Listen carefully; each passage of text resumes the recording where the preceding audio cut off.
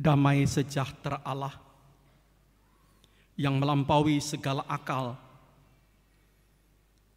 kiranya itulah yang memelihara hati dan pikiran saudara-saudara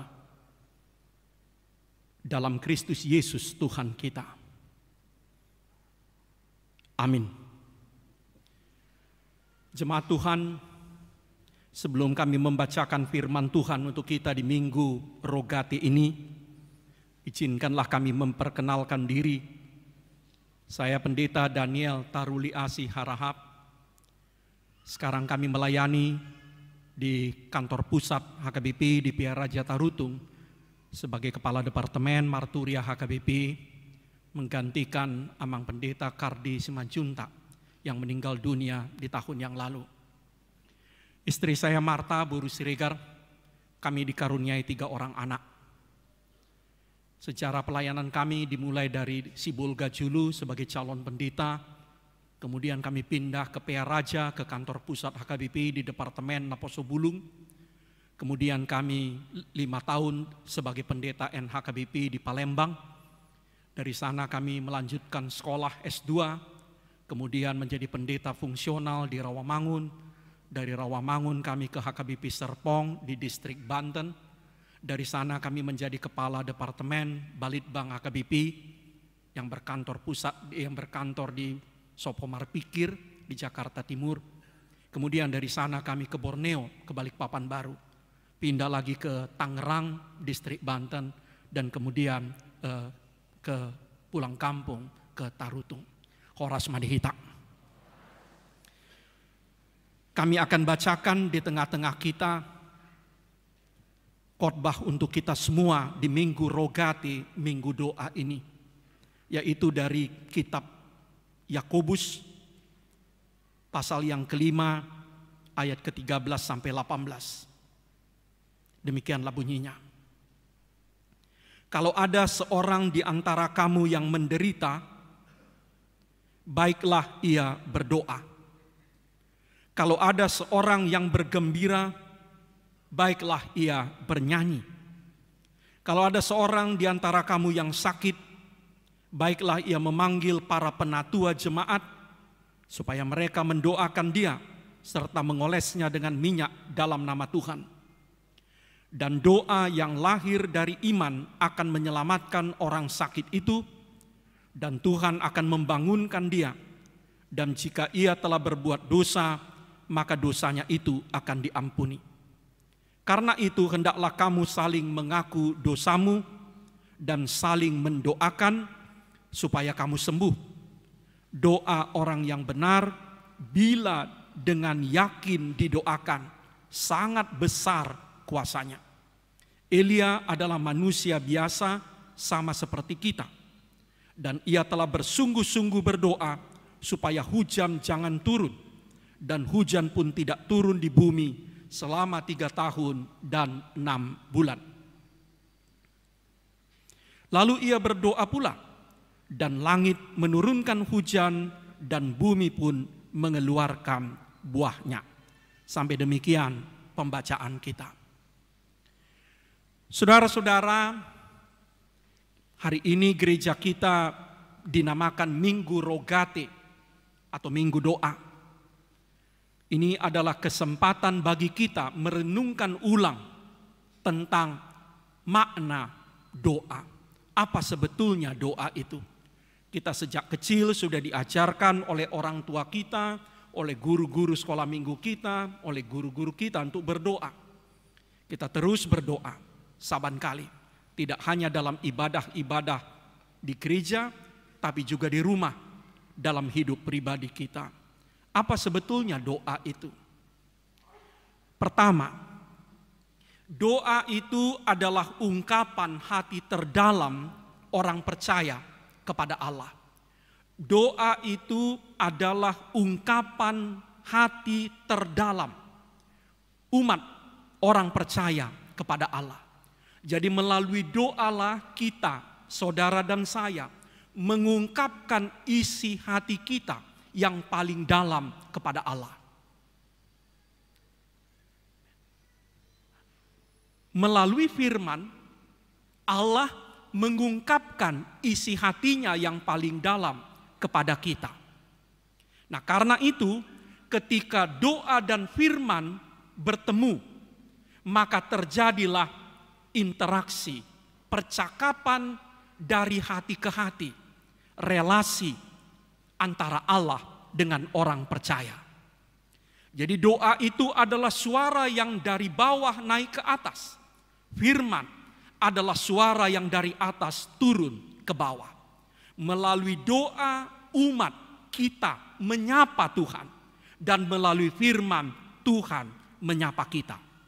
Nah, karena itu saudara-saudara, kita tidak mengenal doa semalam suntuk. Kalau doa semalam suntuk, semalaman kita cuma yang bicara kepada Allah.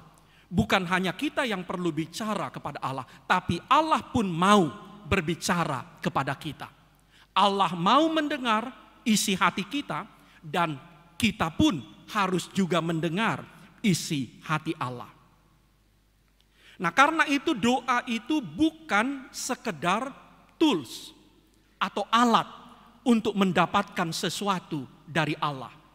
Jadi doa itu jangan diperlakukan sebagai tools, sebagai alat untuk mendapatkan sesuatu dari Allah. Jadi seperti kita memakai tangga untuk memetik buah mangga, makin tinggi tangganya atau galahnya, makin banyak buahnya yang dapat.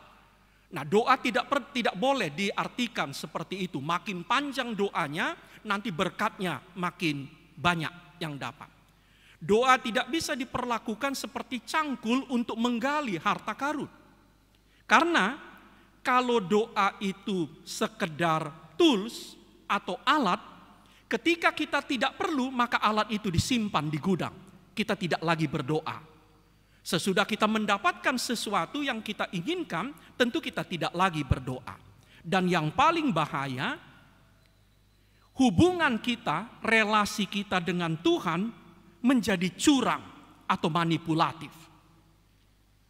Sadar atau tidak sadar, nanti yang paling penting bagi kita bukan Tuhannya, tapi pemberiannya. Berkat menjadi lebih penting dari pemberi berkat. Nah, saudara-saudara bisa bayangkan kalau ada orang menganggap kado itu lebih penting daripada yang memberikan kado atau hadiah itu.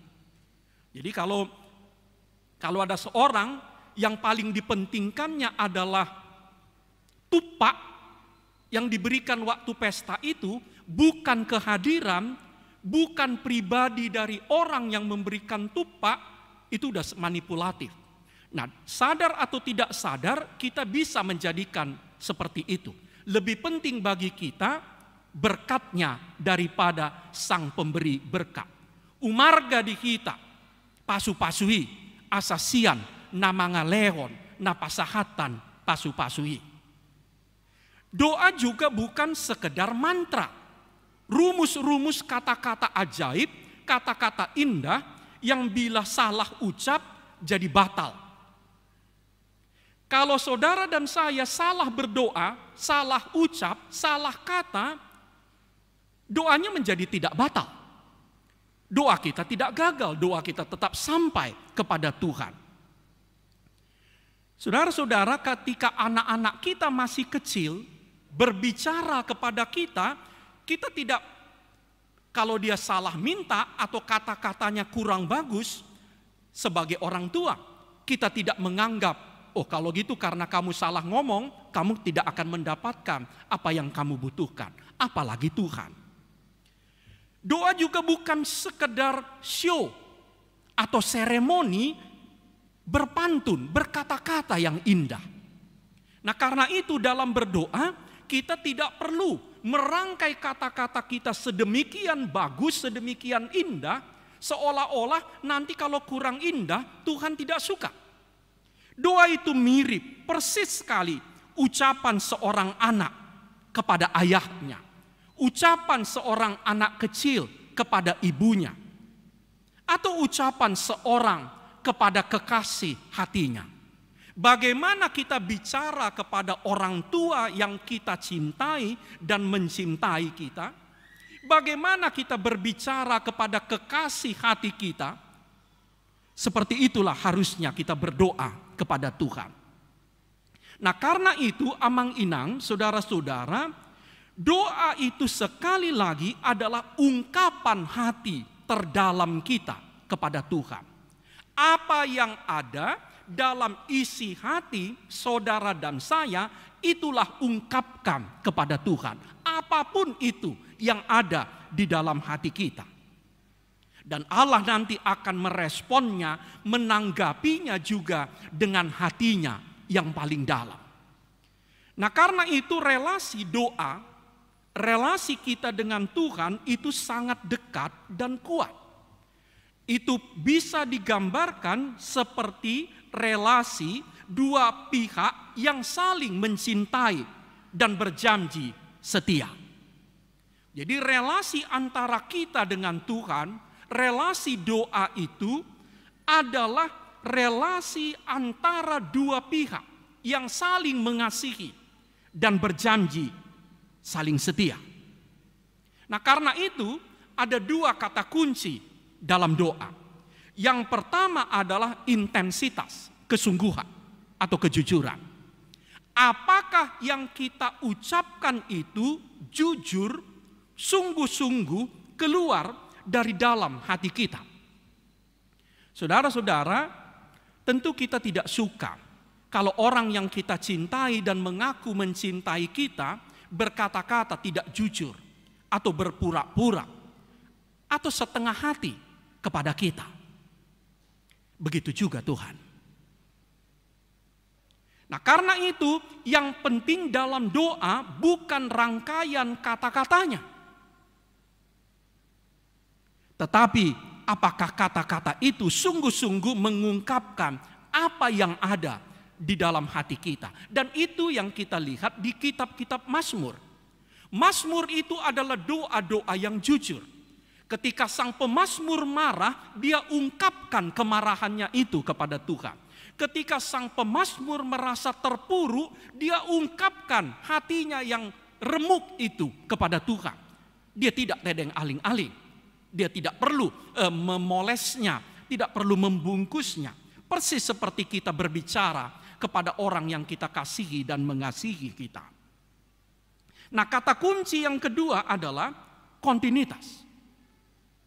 Yang tadi intensitas, kesungguhan, kata kunci yang kedua adalah kontinuitas, keberlanjutan. Apakah hubungan ini berlanjut? Di dalam doa, tidak penting terlalu panjang dan kemudian kita hilang.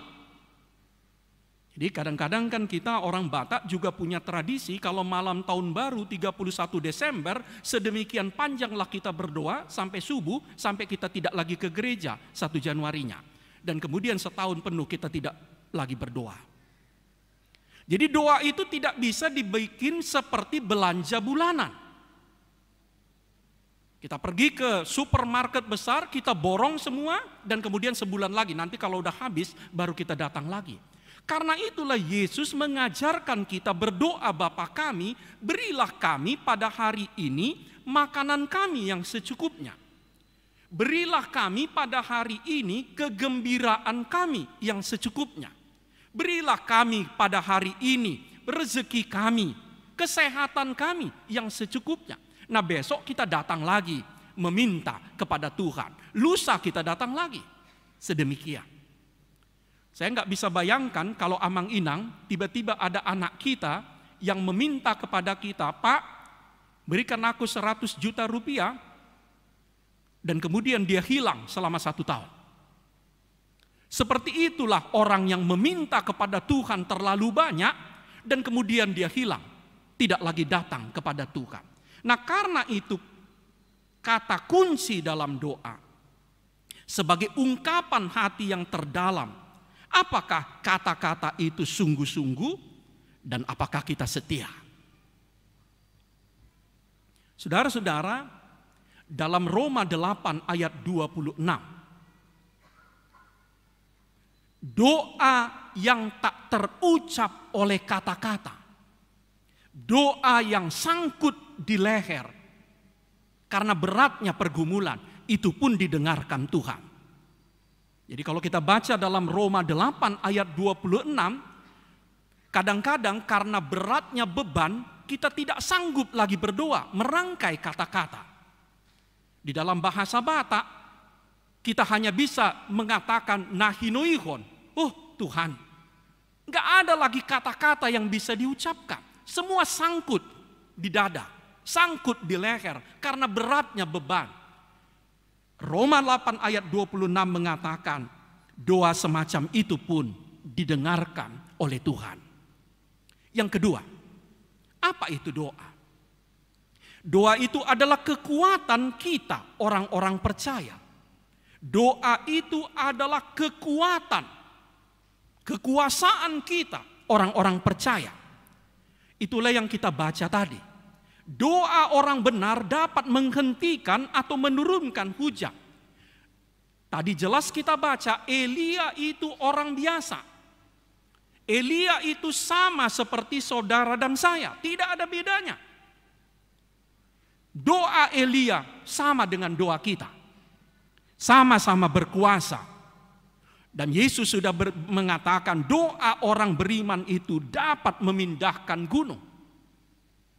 Nah saudara-saudara, sebetulnya yang berkuasa, yang kuat itu bukan orang benarnya. Bukan orang percaya, bukan kita.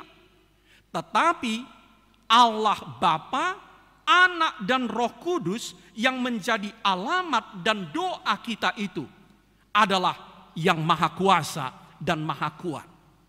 Tuhan yang menjadi alamat doa kita itu adalah Tuhan yang bangkit dari antara orang mati. Tuhan yang menjadi alamat doa kita itu adalah Bapa yang menciptakan langit dan bumi. Tuhan yang menjadi alamat doa kita itu adalah Roh Kudus yang membaharui dunia. Sebab itu kekuatan doa kita itu sungguh-sungguh luar biasa. Kita bisa bikin daftar ayat-ayat Alkitab tentang kekuatan doa. Bagaimana doa kita itu sungguh-sungguh kuat. Saudara-saudara, masalahnya seringkali kita tidak berdoa atau kita berdoa tapi sebetulnya kita tidak lagi percaya bahwa Tuhan mengabulkan doa kita. Menurut kami sekali lagi berulang-ulang kami sampaikan dari mimbar gereja HKBP. Menurut saya persoalan terbesar HKBP bukan kekurangan dana, bukan kekurangan uang. Persoalan terbesar bagi gereja kita adalah kekurangan kepercayaan. Dalam hati, mungkin kita tidak akan berani mengungkapkannya secara eksplisit. Tapi dalam hati banyak di antara kita, banyak di antara ruas HKBP, bahkan banyak di antara pelayan HKBP yang sebetulnya dalam hatinya tidak lagi percaya bahwa doanya dikabulkan oleh Tuhan. Kalau kita tidak percaya doa kita dikabulkan, kenapa bilang amin? Amin itu artinya ya. Bahasa Batak amin itu artinya ima tutu. Kenapa bilang ima tutu? Kalau memang kita nggak percaya lagi doa kita dikabulkan. Karena itu menurut kami PR terbesar bagi gereja kita adalah menumbuhkan kembali iman, menumbuhkan kembali kepercayaan di semua warga dan pelayan HKBP bahwa doa kita itu sungguh-sungguh kuat dan dikabulkan Tuhan. Bukan hanya doa pendeta-pendeta tertentu, tapi doa saudara dan saya dikabulkan Tuhan. Doa saya dan saudara berkuasa mengubah kehidupan. Kalau memang kita tidak lagi percaya, mending kita berhenti mengikut Kristus. Saudara-saudara, kita bisa praktekkan dalam hidup sehari-hari kita.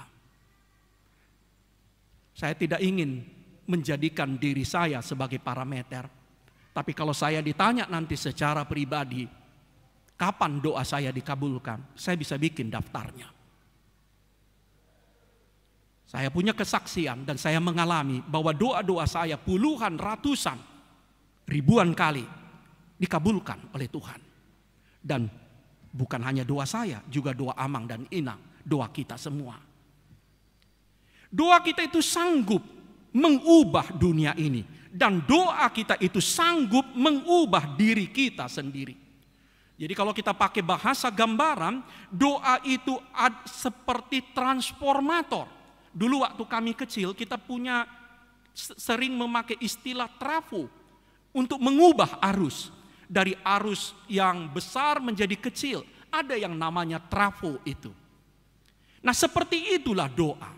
Doa itu bisa sanggup mengubah kemarahan menjadi pengampunan. Doa itu sanggup mengubah keraguan kita menjadi keyakinan. Dan doa itu sanggup mengubah ketakutan menjadi keberanian. Kegelisahan menjadi ketenangan. Kalau ada di antara saudara dan saya yang berdoa lagi marah, namun sesudah berdoa dia masih tetap marah, saya berani bilang dari mimbar ini dia berbohong. Dia tidak serius berdoa. Orang yang betul-betul berdoa saat marah, sesudah dia mengatakan amin, pasti kemarahannya berkurang, turun drastis. Karena itulah orang Batak, amadoh ina molomar bedai, dan lomorohana martangiang. Aso nang tor habis muruk nai. Siapa di antara Amang dan Inang molomar bedai di Jabu martangiak kamu? Dang tabu, ala tor mago muruk tai. Tapi ikon di Papuas do. Doa itu bisa. Kalau ada orang mengatakan saya sudah berdoa, dia tetap takut. Saya berani bilang dia bohong. Dia tidak berdoa. Kalau dia sungguh-sungguh berdoa, Tuhan mengubah dalam doanya itu ketakutan menjadi keberanian. Kalau ada orang yang bilang, aku sudah berdoa tapi aku tetap tidak bisa tidur nyenyak. Aku gelisah. Dia bohong, dia tidak serius itu berdoa. Entah kepada siapa dia bicara itu, bukan kepada Tuhan. Kalau dia betul-betul bicara berdoa kepada Tuhan, pasti kegelisahannya diubah oleh Tuhan menjadi ketenangan. Amin. Ibu tohamu dola patani amin. Ima tutu. Nah, karena itu kalau doa pribadi, tapi jangan doa rame-rame. Kalau Amang dan Inang lagi berdoa pribadi dan belum yakin doanya dikabulkan Tuhan, jangan bilang amin. Tunda besoknya.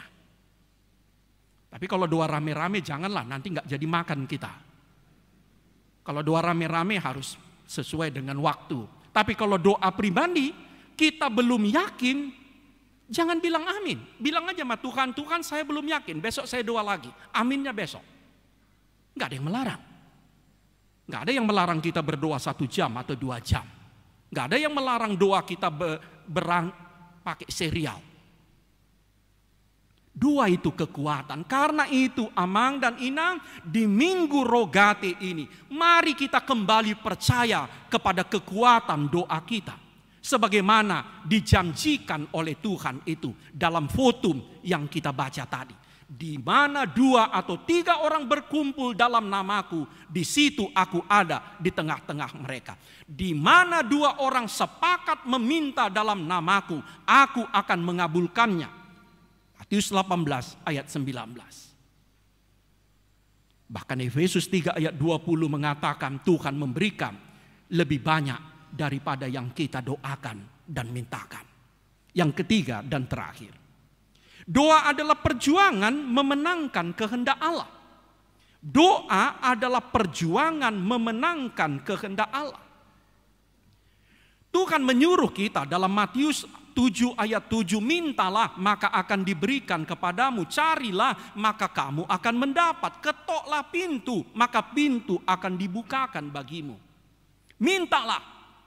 Kita tidak dilarang meminta, kita disuruh meminta. Tetapi Yesus juga mengajarkan kita berdoa, kita harus berani mengatakan, jadilah kehendak-Mu Tuhan.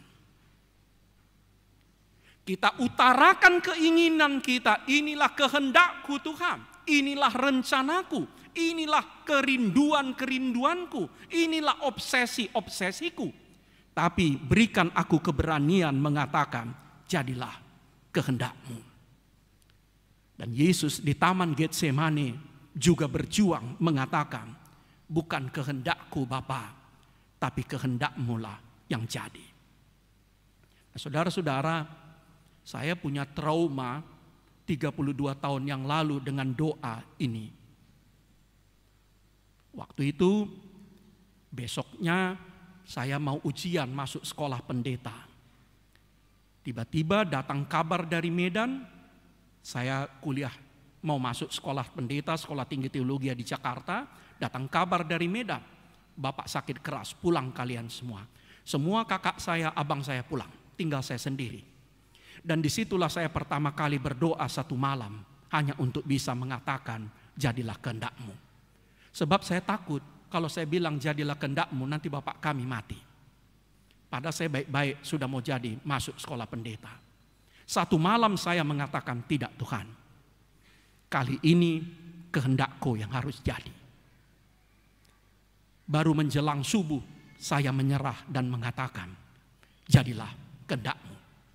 Dan tak kebetulan atau tidak kebetulan, juga pada subuh itu di Medan bapak saya meninggal. Saudara-saudara, ketika kita merasa keinginan Tuhan dengan keinginan kita sama, tidak ada takutnya kita mengatakan jadilah kehendak-Mu. Ketika kita mengatakan jadilah kehendak-Mu hanya dengan pikiran, dengan intelektual, tidak ada beratnya mengatakan jadilah kehendak-Mu. Tetapi ketika kita tahu kehendak Tuhan berbeda dengan kehendak kita dan kita takut, maka kita harus berjuang mengatakan jadilah kehendak-Mu. Saudara-saudara, Yesus mengajar kita harus berani mengatakan jadilah kehendak-Mu. Karena itu doa bukan sekedar mengajukan daftar permintaan. Doa bukan sekedar mendesakkan keinginan. Pokoknya Tuhan harus ini. Tidak. Doa orang beriman, doa orang-orang dewasa pada akhirnya adalah mengalahkan dirinya, menyesuaikan keinginannya, mengubah rencana-rencananya supaya lebih dekat dengan rencana, keinginan, dan kehendak Tuhan. Dan saya mau katakan, amang inang, jangan pernah takut mengatakan jadilah kehendak-Mu. Sebab Tuhan tidak pernah berkehendak jelek kepada kita. Tuhan tidak pernah punya keinginan buruk sedikit pun tentang kita. Yang ada dalam Tuhan hanyalah kebaikan kita. Sebab itu jangan pernah takut mengatakan, ini keinginanku Tuhan. Tapi ajarlah aku mengatakan, jadilah keinginan-Mu, jadilah kehendak-Mu. Sebab itu yang paling baik. Amin. Mari kita berdoa. Ya Allah,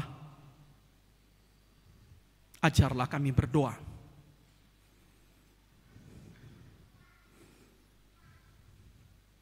Ajarlah kami untuk menguduskan nama-Mu, membuat nama-Mu khusus, spesial, istimewa dalam hati kami. Ajarlah kami untuk mengakui Engkau sebagai Raja dalam hidup kami. Menjadikan Engkau sebagai majikan, sebagai Tuan yang berhak memerintah kami, pemilik hidup kami. Ajarlah kami untuk mencari kehendak-Mu dan untuk memenangkan kehendak-Mu, menyesuaikan rencana, keinginan, kerinduan kami dengan rencana dan keinginan Tuhan. Sebab itu yang paling baik bagi kami.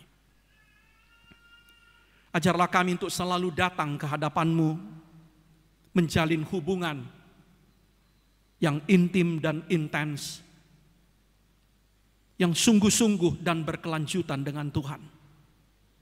Ampunilah ketidaksetiaan kami. Biarlah kami hidup dalam persekutuan kami dengan Tuhan.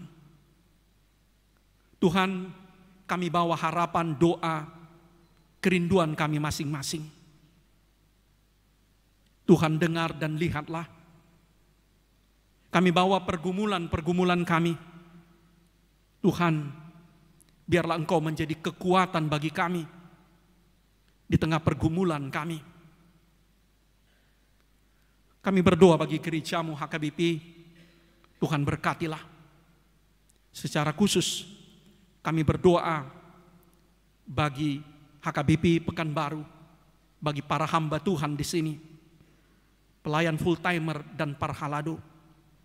Tuhan, berkati persekutuan, kesaksian dan pelayanan gereja-Mu. Biarlah nama Tuhan dipermuliakan melalui seluruh kehidupan gereja-Mu. Berkati semua jemaat-Mu yang kecil maupun besar. Berkati kami dalam profesi, dalam pekerjaan kami sehari-hari. Berkati rumah tangga kami.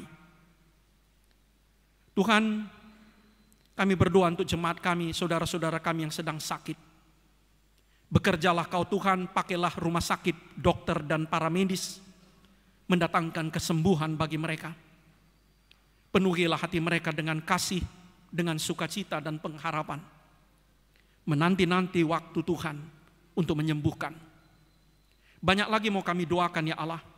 Namun semua doa, permohonan dan kerinduan, juga kerinduan-kerinduan kami yang terdalam yang tidak terucap oleh bibir kami persembahkan hanya dalam nama Kristus Tuhan kami. Amin.